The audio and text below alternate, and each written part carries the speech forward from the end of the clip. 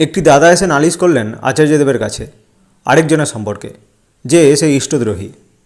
আরেকজন এসে জানালেন তার মেয়ের বিবাহ সংবাদ। মেয়ের শ্বশুরবাড়িতে সবাই মাছ মাংস খায়, মেয়ের কি তাদের মাছ মাংস রান্না করে দেওয়া উচিত? কি বললেন শ্রী আচার্যদেব? জানতে হলে ভিডিওটি দেখতে থাকুন।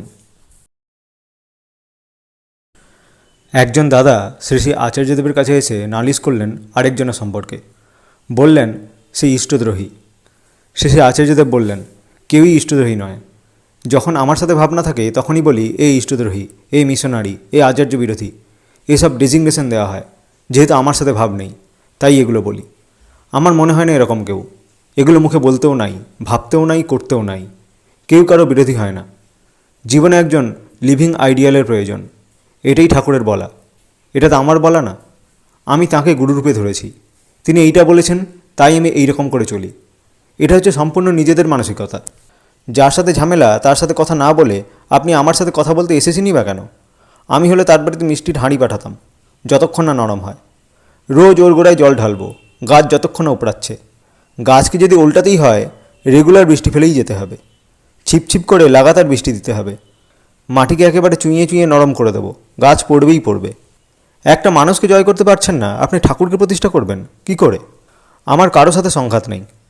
আমার যদি সংঘাত থাকেও, কোনো বিষয় পছন্দ না থাকে, আমি সেই বিষয়ে এড়িয়ে গিয়ে সেই মানুষের সাথে ভাব রাখি। কারোর সাথে কোনো অসুবিধা নাই। আমি এখানে থাকি, আমার কি সব সুবিধা? আমি যা বলছি সব টকটক করে করে ফেলছে। কাউকে রাজি করাতে হয়, কাউকে মাথায় চাপাতে হয়, ঘোরাতে হয়, পেঁচাতে হয়। যা যা আপনাকে করতে হয় তাই আমাকেও করতে হয়। কিন্তু আমার কারোর সাথে সংঘাত নেই। কেননা যদি একজনের বিষয়টা আমার মানতে অসুবিধা থাকে, আমি মুহ্যমান হয়ে যাই না। আমি একদম রিল্যাক্স থাকি। যা আজকে পারিনি তা একদিন পারবো। অফিসের একটা কার্যক্রম 8 বছর ধরে লাগাতার প্রত্যেক বছরই সিজনাল ফ্লাওয়ারের মতো করে আসে। আমি বলি আর চুপ করে থাকি। 8 বছর ধরে ওটা হচ্ছে না, কিন্তু আমি লাগা ছাড়িনি। এদিকে আমিও টং হয়ে আছি যে ওটা করেই ছাড়বো। আজ না হয় কাল, কাল না হয় পরশু। 14 বছর লাগলে 14 বছরই লাগবে, কিন্তু রাজি করিয়েই ছাড়বো। এতে যে খুব বিরক্ত হয়েছে আমি তা নয়, একটুও বিরক্ত হয়নি। হয়তো আমি তাকে রাজি করানোর মতো অবস্থায় নিয়ে যেতে পারিনি। আমি যেটা ভাবি সেটাই যে সবাইকে করতে হবে তার কি মানে আছে? আমার ভাবনা তো আমার মতো।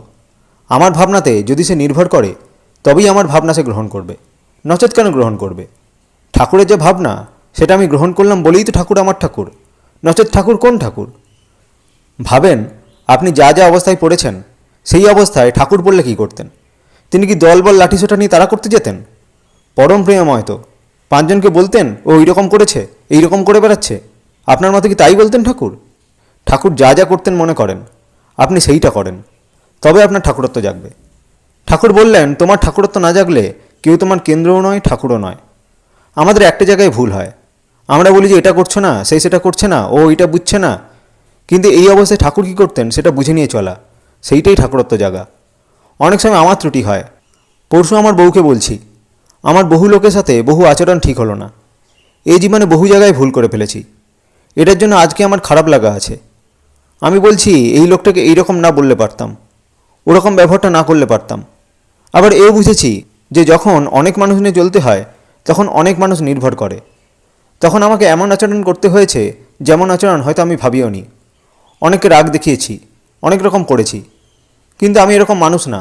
আমি ছোটোবেলায় না বলতে পারতাম না, আমার বন্ধুদের কাউকে না বলতে পারতাম না। আমার মনের ভিতরটা খুব সফট, কিন্তু আস্তে আস্তে যখন মানুষকে নিয়ে চলা শুরু করলাম তখন আস্তে আস্তে ভিতরে কড়াকড়ি ভাবটা এসে গেল। আমিও চেষ্টা করছি, আপনিও করেন। যতক্ষণ না জয়লাভ হচ্ছে আপনার, ততক্ষণ বুঝবেন যে আপনি এখনও ঠাকুরকে ছুঁতে পারেননি। যেদিন জয়লাভ করে ফেলবেন সেদিন ছুঁয়ে ফেলবেন। কোনো পরিস্থিতিতে যখন মনটাকে মানাতে পারি না তখনই অসুবিধা। ঠাকুর বললেন, সব অবস্থায় রাজি থাকো, দুঃখ তোমার কি করবে? তিনি দয়াল, তিনি সবসময় ভাবেন আমাদের জন্য, আর আমরা তাকে ভুলে নিজের মতো করে চলি। তাহলে নিজের ভাবনাকে চেঞ্জ করা ভালো। আমার যত জায়গায় সংঘাত লাগে প্রত্যেকটা জায়গায় এই চিন্তার ভুলের জন্যই সংঘাত লাগে। আমরা যদি এই চিন্তার জগৎটাকে প্রসারিত করি তাহলেই ফট করে আমি ঠাকুরের। একটা মুহূর্তে, একটা সুতোর ব্যবধান। এই ব্যবধানে আমি থাকি বা আমি ঠাকুরের হই, এই এক সুতোর ব্যবধান। সাধন ভজন এত কষ্টকর জিনিস নয়। এক বাবা তার মেয়েকে নিয়ে এসে মেয়ের বিবাহের সংবাদ জানালেন পরম পূজ্যপাদ আচার্যদেবের কাছে।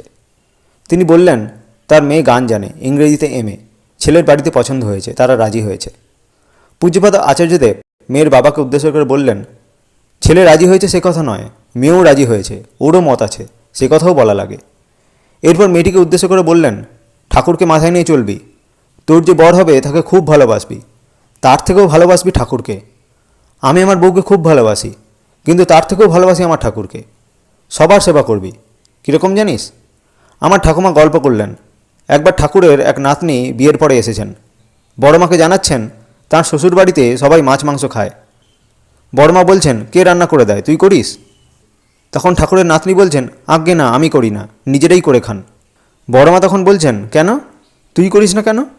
তোর করতে কী অসুবিধা? তুই খাবি না সে আলাদা কথা, তুই তা বলে শ্বশুরবাড়ির রান্না করে দিবি না কেন?